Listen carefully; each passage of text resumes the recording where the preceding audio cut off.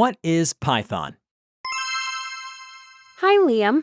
Did you know that you can create artificial intelligence on a computer?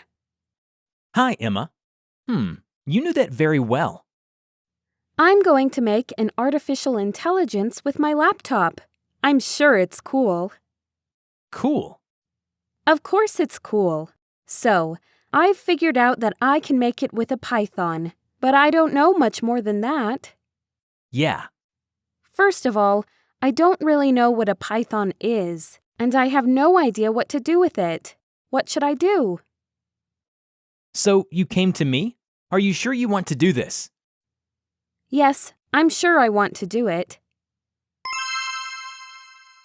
What is Python? Python is a programming language that was created more than 20 years ago. It was created by Guido van Rossum in the Netherlands. Surprisingly, Python has a long history, but its popularity is growing rapidly these days. This is because it is often used for research in artificial intelligence and big data analysis.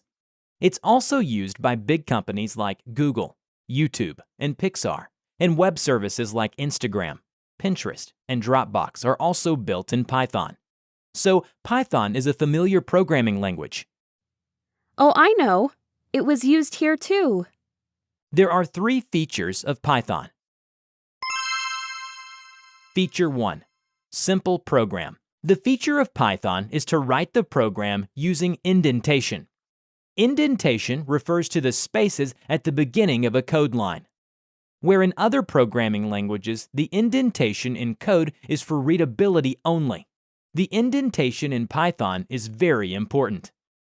Python uses indentation to indicate a block of code. The indentation makes the program easy to read for anyone to write. Features 2.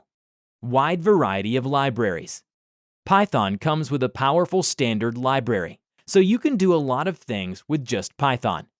That's why Python is also known as batteries included.